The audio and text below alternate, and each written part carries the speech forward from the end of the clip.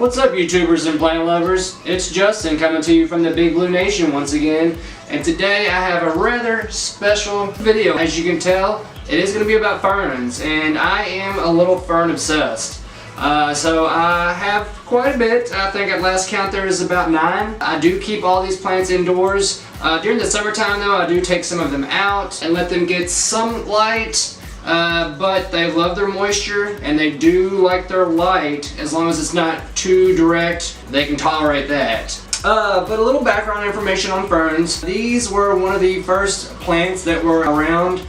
These guys have been around for about 360 million years, give or take a couple million years, I don't know. But they were around before the flowering plants, about 200 million years before them. So these plants have developed without using flowers or seeds or any kind of fruits. In order to reproduce, these guys have to have water. So that is a reason why water has always been so important with ferns. So if you do have a fern, make sure you do provide adequate humidity and just a lot of water for them, because they will enjoy that. Now I'll go down the line and kind of tell you about which ones I have, what they need, and how to keep them taken good care of. They can be tricky, they can be divas. But I mean, just look at them. They're so beautiful. They're foliage plants. The green is just spectacular, and they come in different shapes and sizes, as you can tell. Now, the first one I want to talk about is my very first fern that I've had. I've had him the longest. This is my Staghorn Fern Platycerium bifurcatum. And as you can tell, the leaves or fronds of the ferns actually do look like antlers. Kind of one that you would see on maybe a stag, hence the name. But there are two kinds of fronds, and as you know, any kind of leaf fern is called a frond. It's not really called a leaf. So you will hear me refer to them as fronds. But on this guy, we have two different kinds of fronds. We have the antler frond, that is the largest and most in your face, kind of most prominent leaf that you'll see. And then kind of down here in the middle, you'll see a shield frond. It kind of lets the antler fronds come out of the middle of it, and it protects the fern, for lack of a better word. It does protect it. Now these guys will absorb a lot of nutrients and water and gases through their leaves. Their roots are kind of more for a stationary process to kind of hold them in place so they don't fall and they can be held upright. But the leaves will do most of the absorption. The roots will absorb some water and some light and some nutrition, but it will kind of hold them in place more. And like I said, the shield fronds are for protection. They will turn brown and look a little discolored. That's perfectly normal. Don't freak out and think you've killed it. As long as you've got a lot of green up here, your plant will be doing relatively okay. Light-wise with these guys, they don't like a whole lot of light. These are epiphytes, meaning that they do grow in trees or other plants. So they are used in the nature to getting filtered, kind of dappled sunlight. So this guy doesn't like a whole lot. Usually I'll have him in an eastern facing window to where he'll get adequate morning light. So it's not too bad, but around noon I have it set up to where he doesn't get a whole lot of light. It's just kind of more indirect, kind of bright shade, if you will. And water. This guy drinks a lot. He seems like he's always thirsty. So I do mist him a lot. Spray him with a bottle. I do use humidifiers, or in some cases pebble trays.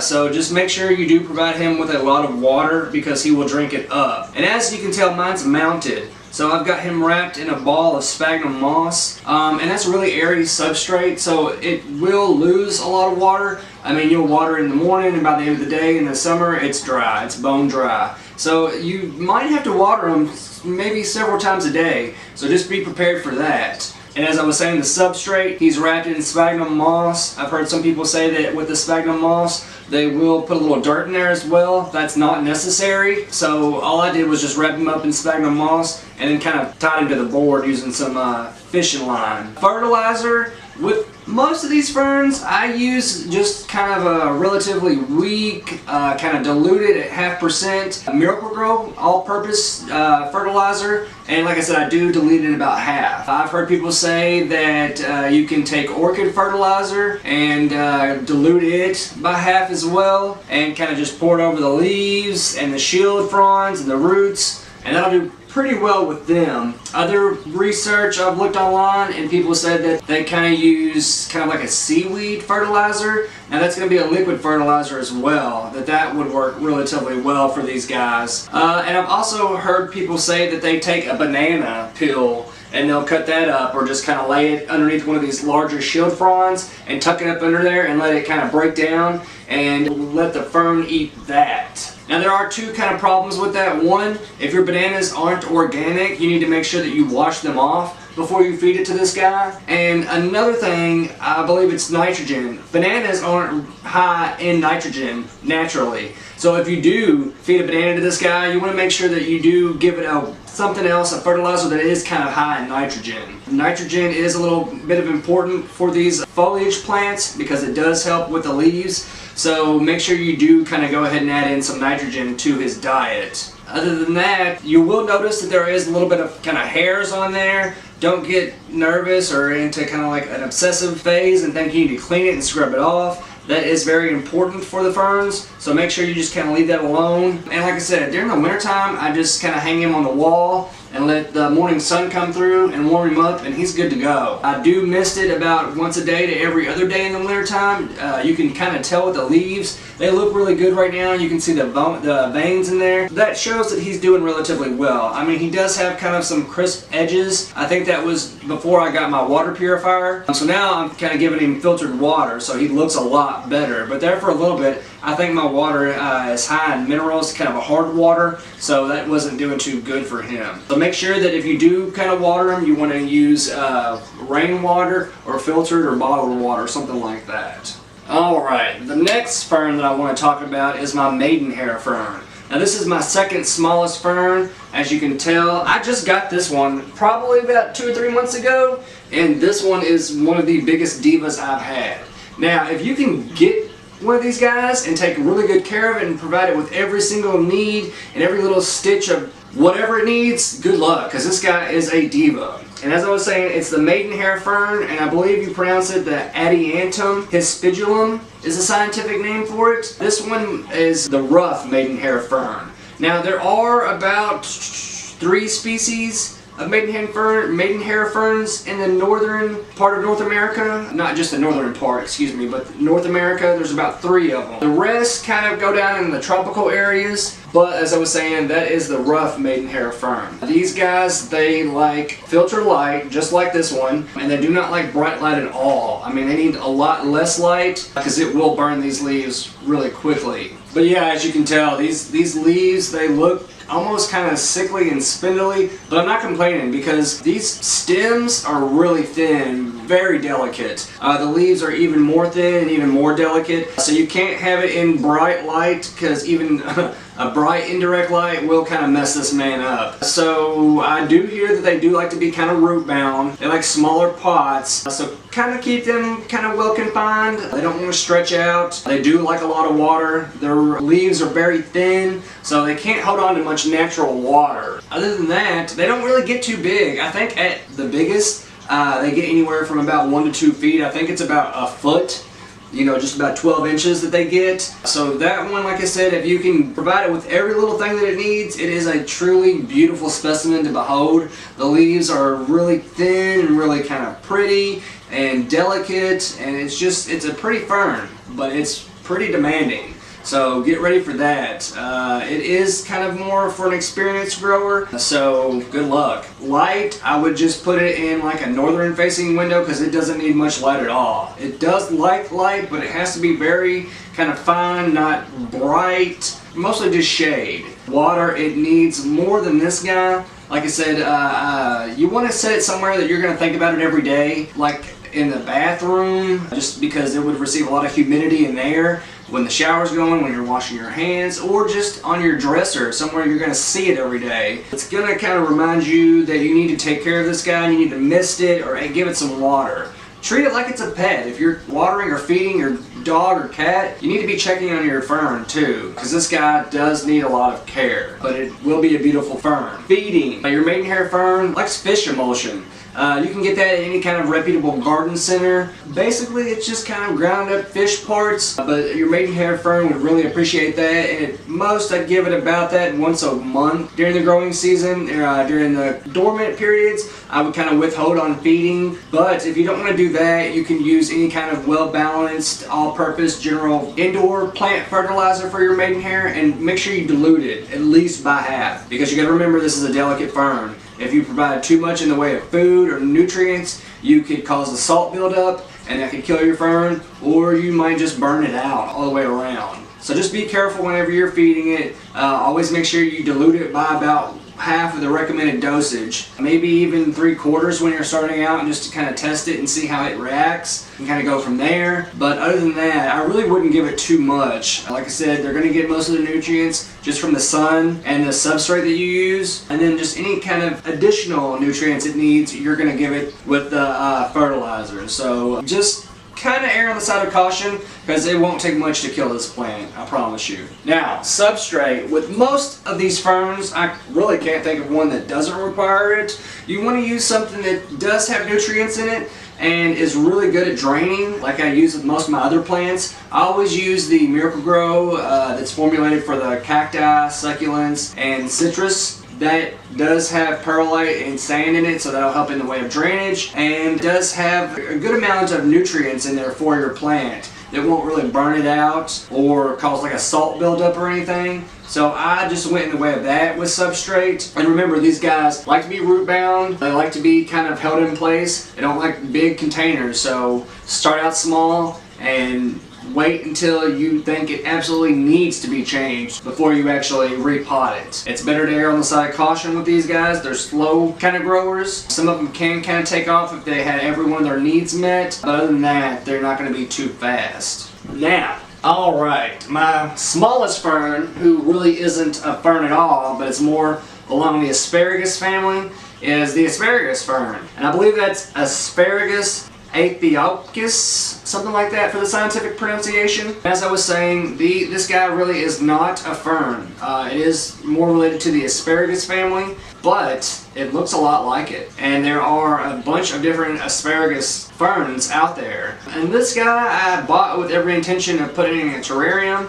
And then I thought, okay, he's doing really well outside on his own. And then I didn't check back for about a day or two, and now he's starting to dry up on me. So let that be a warning to you that these guys do not take water loss lightly. Like I said, it was only a day or two in between a spritz, and he dried out relatively well. And as you can tell, it's a small plant. It's got really small stems and even smaller leaflets or fronds on it. So you gotta be careful. You can't just go and pour in a whole bunch of water. That's like watering your geraniums with a fire hose. It'll crush them and kill them. So I mainly just mist it and spread the soil a lot and make sure it gets kind of saturated, because this pot is tiny, so it will dry out relatively fast. During the summertime, I'm going to have him in a glass jar terrarium with some aquarium gravel, just to make sure that enough water is retained for this guy, because he's going to need it. I couldn't go on without actually talking about this one, because I do like it. And like I said, there are different variations of asparagus ferns, and I'm pretty sure that none of them are an actual fern. But I could be wrong on that. Like, this is my newest one, so I don't know too much in the way of these guys. But if you do know some information, feel free to let me know. Like I said, I am still learning on that one, so any kind of information would be appreciated. Light, as I was saying, indirect, kind of brightest shade, indirect light, that is. I wouldn't give them too much. It doesn't take much to dry those guys out, so you don't want a whole lot of heat. I have it in an eastern facing window in the summertime. That's where I plan to put it. During the winter, I have it sitting out there underneath my LEDs. But just remember, if you have yours in a terrarium, in a glass terrarium, glass can magnify any kind of light. So if you do have it in there, be cautious of that. Because if you have it sitting anywhere that does receive bright light, it's going to magnify that and it'll burn it up. So make sure if it is in glass that you take that into account and set it somewhere that's going to be more of a shade for it, and just keep that in mind. Water is very important with that guy, so I'm going to keep mine in a terrarium, an enclosed terrarium, to make sure he has enough adequate humidity as well. Substrate, just any kind that's well draining, like the cactus formula from the Miracle-Gro, as I was saying. Fertilizer, those guys don't need a whole lot in the way of food. So just be careful and use any of the kind of Miracle-Gro all-purpose indoor or gardening formulas, and that'll do just fine with that. Now for my lemon button fern. That's this one up here in the green. I believe it's pronounced Nephrolepis, Cordifolia. It's the lemon button fern. This one is relatively known for its demure size and shape. It's got a really unique kind of shape with the leaves. They do kind of look like little buttons. Typically the coloration can be anywhere from a light green to a darker kind of green, and that's where it gets its name, from more of the lighter colored greens. But they do look like little buttons, as I was saying, and they are very kind of cute, so I do like them. And as I was saying, the demure size, these guys won't get too big. I think at most full grown it's about a foot, maybe a foot and a half. So they don't get too big. These are another ones that are relatively okay for a terrarium. Other than that, I think, yeah, it is an epiphyte. It can be grown kind of like in the soil. I have mine in kind of a substrate or a soil, but they can be found kind of up in trees sometimes. Light, they do like bright, kind of filtered indirect light, so nothing that's going to scorch these small leaves. Keep that in mind. Like I said, any kind of bright direct light will kind of mess these leaves up. Water, just like the rest of them, they like a lot of water and a lot of humidity. With these ferns, there is a fine but kind of noticeable line with the water. You do want to make sure that the soil is damp, not saturated at all times. If you come in and you can feel that it's mostly dry, it's probably well enough for them to go ahead and get more water. It's a good enough time to just go ahead and add more in. I always try to make sure I can remove some of these saucers on the bottom and let the water flow freely. If I'm not able to remove it, I'll just kind of tip it over and let any excess water drain out. It is okay to have saucers with these ferns because you do want to kind of keep water around it so that humidity can kind of go up as it's evaporating. But if it's in a saucer at all times, it will keep the soil saturated, and that will lead to rot, both root and stem. So make sure that you do remove the saucer every once in a while, or at least drain a lot of the excess water out, because nutrient will build up and kind of burn the plant out as well. So at least once or twice a month, I just let it flow freely out the bottom and make sure it washes all that kind of buildup out of there. Substrate, again, I use the cactus formula. Does have the adequate nutrients in it the plant needs, and it's not too much, so it won't burn your plant out, and that's a good thing about Miracle-Gro. I know a lot of you think it's a name brand. I don't know if I really trust them, but these guys have been around for a long time, and they've been tested and tested not just by other gardeners and growers, but by scientists as well. So they do know a little bit as what they're doing, but that's up to you. Like I said, it's a great formula, and I haven't had any problems with it, so I do like it. Other than that, when it comes to fertilizing, you got to remember that this stuff is from about the same company, Miracle-Gro. I use that for their substrate and then for their feeding. I'm not plugging them or anything like that. I just like it. It's convenient and it's easy, and that's kind of what I want to do. You know, I don't want this to be a hassle. I want this to be something that I like to do. It's a hobby of mine. I like to grow these plants, and I like to observe them and show other people and talk about that. So it's a hobby, and I want it to be fun and pretty convenient, but I do care about the plants as well. So if I were thinking that something was harming my plant, I wouldn't keep using it. And I've been an active grower, not just with these ferns, but with all kinds of plants for about 10 to 15 years now. And I've never had any kind of problem with that. So if it works for me, it probably will work for you too. Now I've had this guy since he was just a little fiddlehead, so he has gotten pretty big, and he won't get much bigger,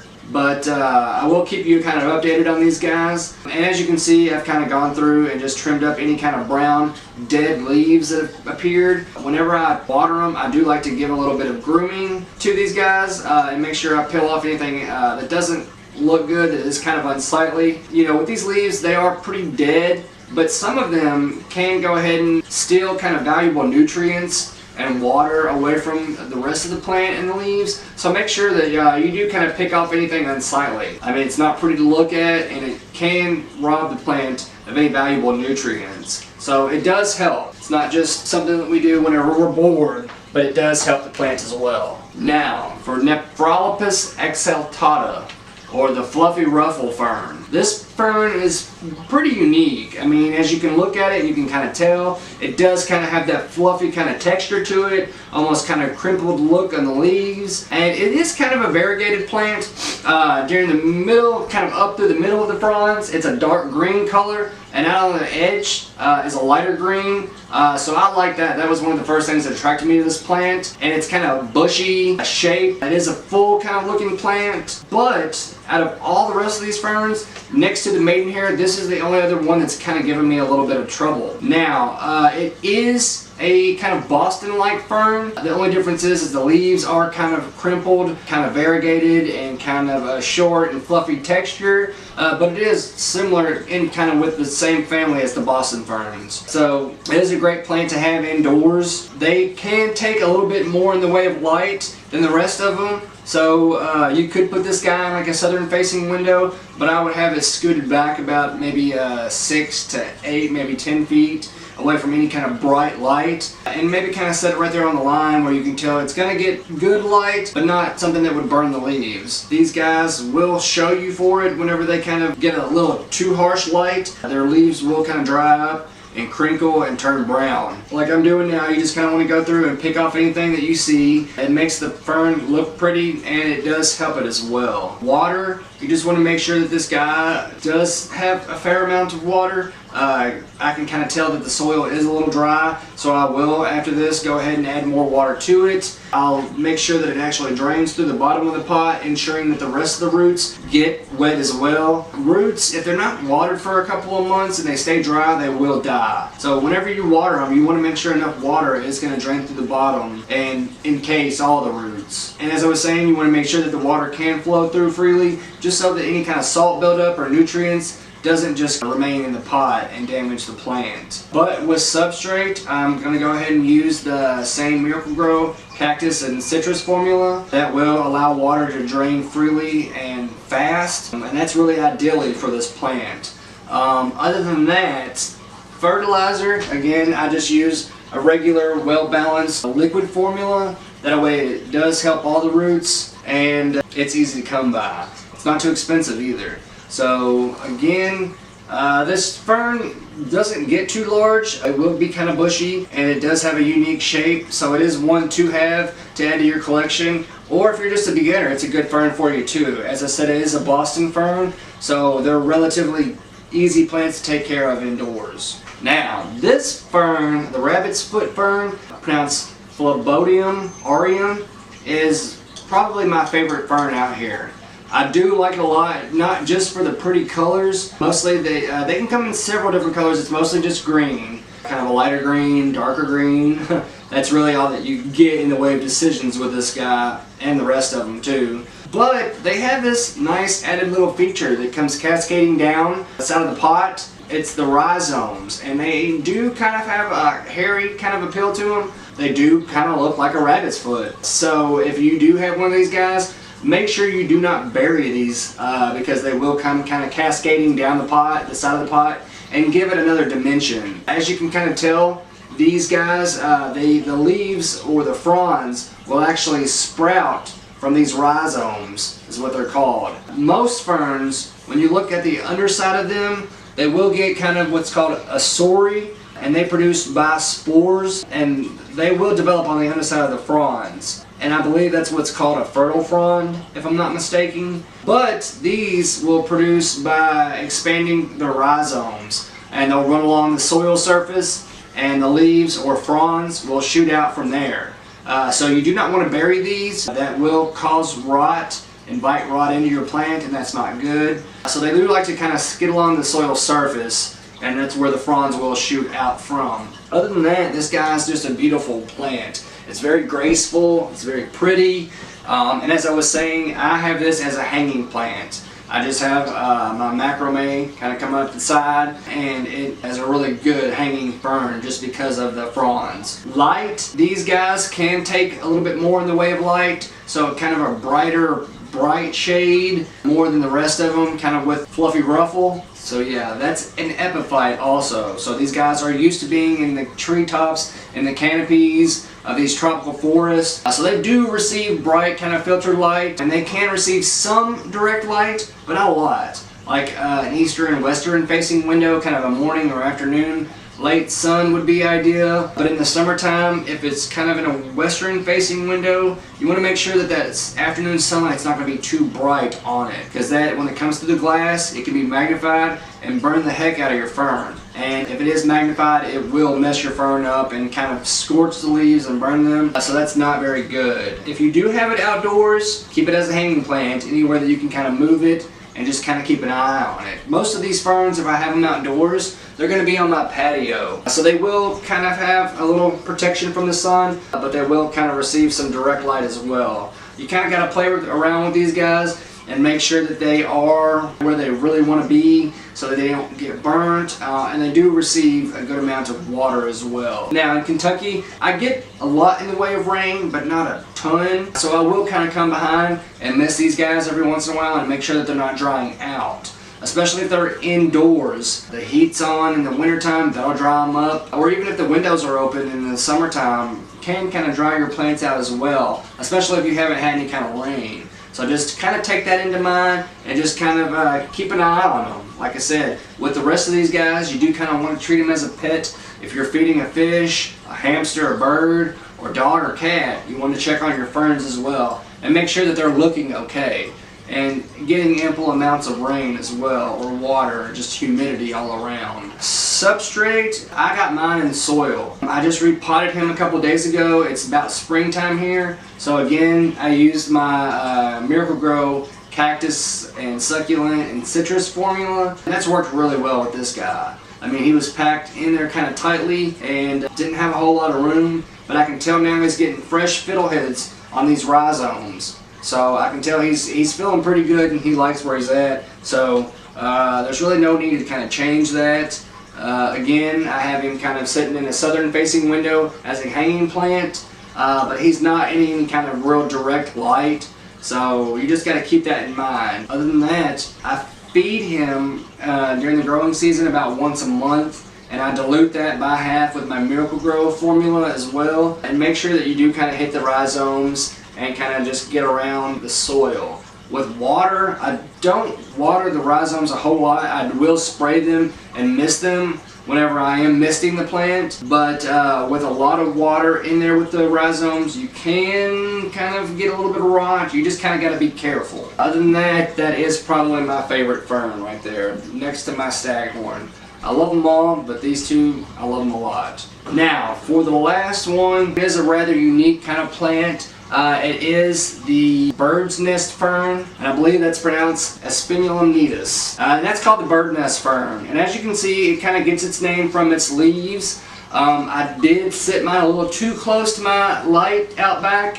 I do have one of the hydrogen bulbs. It gets great results, but it really can zap your fern. So make sure you take this tidbit that I learned the hard way and make sure you do kind of realize that these plants dry out relatively quickly.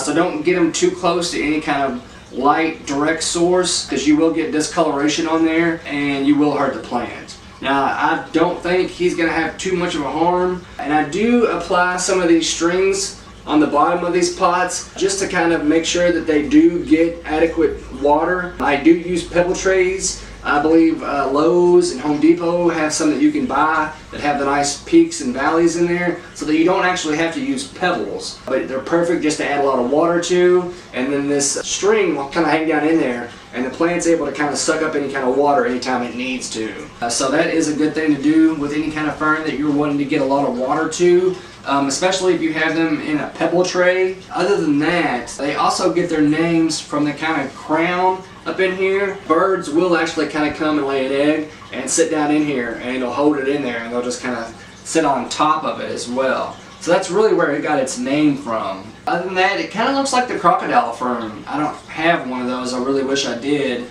But they have kind of the same kind of similar wide leaves, but theirs kind of have darker stripes on it that kind of give them that kind of like a scale feeling to it. So it kind of looks like a crocodile skin maybe. But these guys are kind of native to the tropical areas.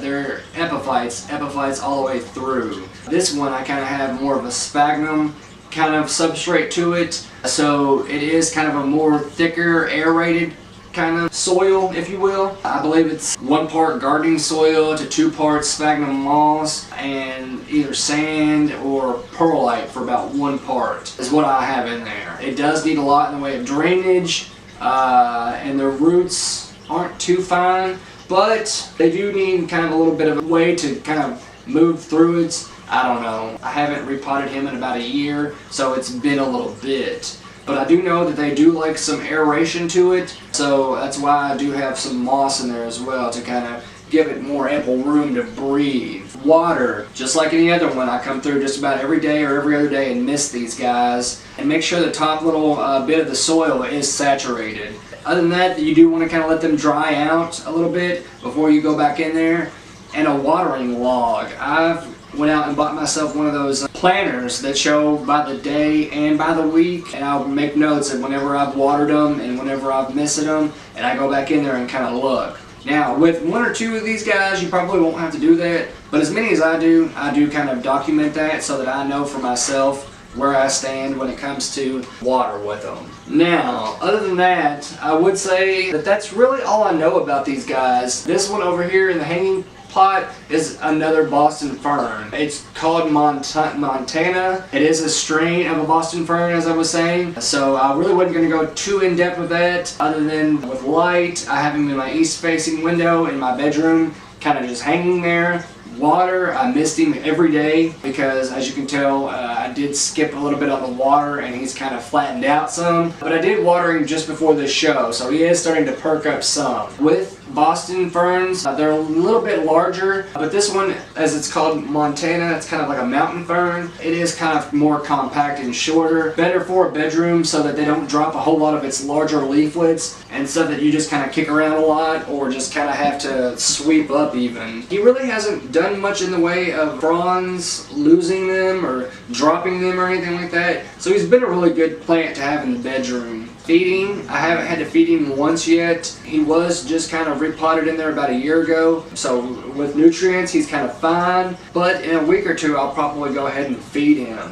And I'll use that general all-purpose liquid fertilizer for houseplants. Water, as of now, I just water them about once a week. As you can tell, you can kind of stick your finger up in there and feel the very top of the soil. If it feels dry at all, I go ahead and water it again. Other than that, that's really all I know about these guys. There are different ferns out there that I'll probably get and make other videos with. So let me know what you think about them. Don't forget, make sure you leave me a comment and let me know any kind of success or failures you've had with these guys, or what is even your favorite fern. Maybe just out of mine, or which ones you have as well. And while you're at it, hit that subscribe button and hit the bell next to it. That way you'll know anytime I've uploaded a new video. Well guys, as I always say, plant prudently and have a good one. Thank you, YouTube.